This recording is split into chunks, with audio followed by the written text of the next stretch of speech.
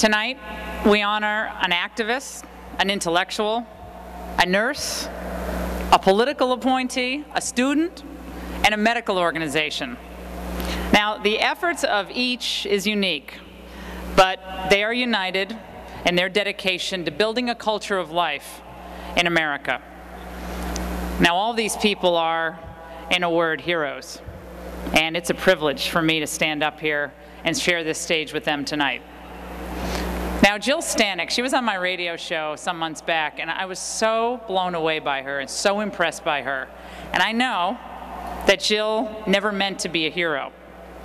Jill was a labor and delivery room nurse and saw something that changed her life forever and the national debate on abortion forever. What she saw was a hospital ironically named Christ Hospital, leaving a little boy to die after having survived an abortion. Jill held that little boy in her arms for his last moments. Jill took it upon herself to discover that survivors of abortion were routinely refused medical treatment and left to die in utility rooms or garbage pails even. So, like an Old Testament prophet, Jill Stanek saw something and came to tell us all about it. And could it be anything but divine providence that this was to happen in Chicago? A town where a state senator, you might know who he is, would fight to kill laws that would save those babies. That man would later run for president successfully, and catapulting this issue, of course, before the entire nation. Like many pro-lifers, Jill has personally suffered for her selfless actions. Nevertheless, she's persevered.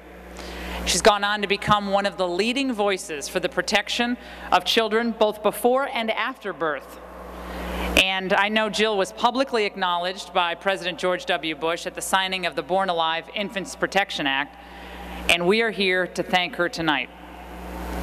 We thank her for her bravery in standing up for the lives of all children, whatever the circumstances of their birth, and for continuing her pro-life work in the new media. The Gerard Health Foundation names Jill Stanek a 2008 Life Prize winner.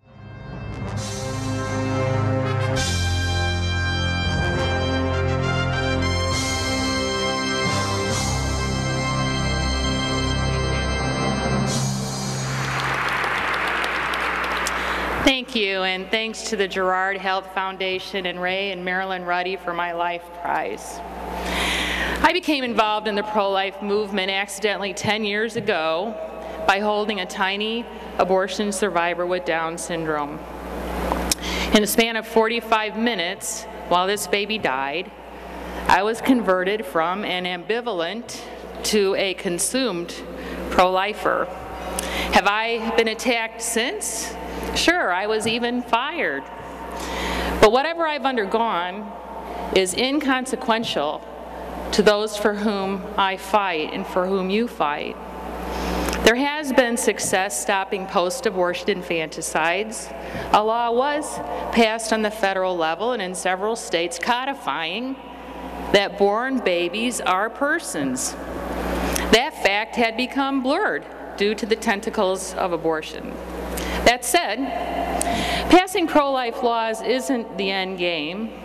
Born Alive is not being enforced now. In fact, most of our pro-life laws are not being enforced, which is an area of great need. A lesson that I learned is to trust God even when the situation looks grim. During the early 2000s, the Illinois Born Alive Infants Protection Act kept failing, which brought great despair. But who knew its foremost opponent would someday run for president, providing an opportunity to educate the worldwide public that sometimes abortions result in infanticide. In the past decade, I remained focused, which is one recommendation that I would make to young people. Find a particular area in the pro-life movement about which you are passionate, become an expert, and stick to it. and eventually you will prevail. Now, since the Born Alive Act is not being enforced, the new administration may seek to even overturn it and other pro-life laws. I'm going to soon launch a pro-life blog consortium to continue my pro-life battle as hard as I can. And I hope that you too will join me in the fight. Thank you.